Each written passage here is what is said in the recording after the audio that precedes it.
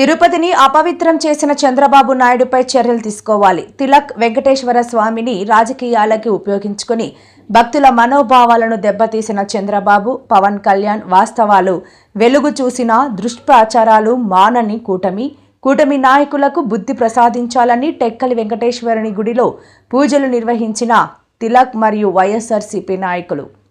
దేశంలో ప్రజలే కాదు, ప్రపంచంలో ఉన్న ప్రజలందరూ కూడా కోరుకునే సందర్భం. అలాంటి దేవాలయంలో లడ్డూని ఒక భూతద్దంలో పెట్టి లడ్డూనిలో కలుషితం చేరింది. కొవ్వు, పశువుల తాలగా కొవ్వు, పందుల తాలగా కొవ్వు, రకరకాలైన క్రిమి సంహారక మందులు యాడయ్యి అని చెప్పి ప్రచారం చేశారు. ప్రజల్ని నమ్మించడానికి అనేక ప్రయత్నాలు చేశారు. ఈరోజు మీరు అధికారంలో ఉన్నారు. మీ ప్రభుత్వం ద్వారా మీరు కోరితే, అలాగే ఆనాడు టీటీడీ చైర్మన్లుగా వ్యవహరించిన సుబ్బారెడ్డి గారు కానీ, కరుణాకర్ రెడ్డి గారు కానీ గత ప్రభుత్వంలో టీటీడీ చైర్మన్లుగా చేసిన వాళ్ళు బహిరంగంగా వెంకటేశ్వర సాక్షిగా పిల్లలతో సహా వెళ్ళి ప్రమాణం చేసి, మరి దీనిపైన నిశ్చితమైన ఎంక్వైరీ జరగాల, సిట్ అధికారులతో ఎంక్వైరీ జరగాల, సుప్రీంకోర్టు న్యాయమూర్తితో ఎంక్వైరీ జరగాల, ఏ సంస్థతో ఎంక్వైరీ చేసినా వాస్తవాలను బహిర్గతం చేయమని కోరడం జరిగింది.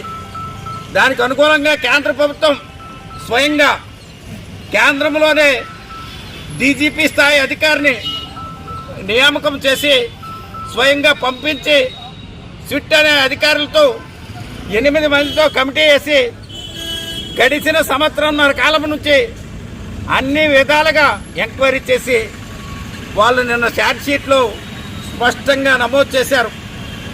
ఈ రాష్ట్రంలో ఈ ప్రచారం దుర్మార్గమైన ప్రచారం, తప్పుడు ప్రచారం. చంద్రబాబు నాయుడు గారు, పవన్ కళ్యాణ్ గారు తప్పుడు ప్రచారం కోసం వెంకటేశ్వర స్వామినే వాడుకున్నారు. ఇది తప్పు అని చెప్పి మరి కోర్టుకు సబ్మిట్ చేసిన ఛార్జ్ షీట్లో నమోదు చేయడం జరిగింది.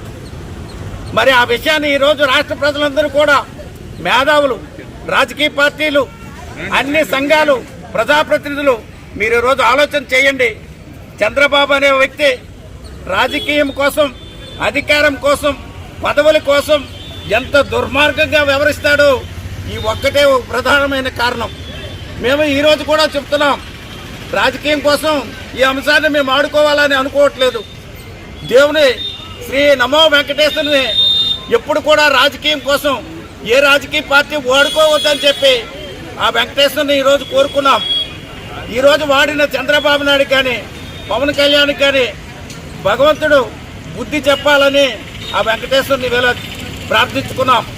డెక్కల్ నియోజకవర్గంలో ఉన్న 4 మండలాల్లో ఉన్న వైఎస్ఆర్ పార్టీ నాయకులు, పార్టీ శ్రేణులు, కార్యవర్గ సభ్యులు అందరూ వెళ్ళి వెంకటేశ్వర స్వామి ఈ చంద్రబాబు నాయుడు, ఈ పవన్ కళ్యాణ్ చేసిన ఈ దుర్మార్గమైన ప్రచారాన్ని ప్రతి వ్యక్తి, మహిళా సోదరీమణులు, హిందూ భక్తులు, అన్ని వర్గాల వారు కూడా ఈ వాస్తవాలను ఈరోజు మీరు తెలుసుకోండి.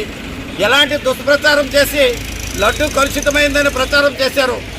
లడ్డూని, వెంకటేశ్వర స్వామిని ఎలాగైతే దుష్ప్రచారంకు వాడుకున్నారో ఇది ముక్త కంఠంతో ఖండించవలసిన రోజని, ఇది ఒక చీకటి రోజని చంద్రబాబు నాయుడు చేసే ఈ దుర్మార్గమైన ఆలోచనని భారతదేశంలో ఉన్న ప్రతి పౌరుడు కూడా, అన్ని రాజకీయ పార్టీలు, మేధావులు, అన్ని హిందూ సంస్థలు ముక్త కంఠంతో ఖండించమని హృదయపూర్వకంగా కోరుకుంటూ సెలవు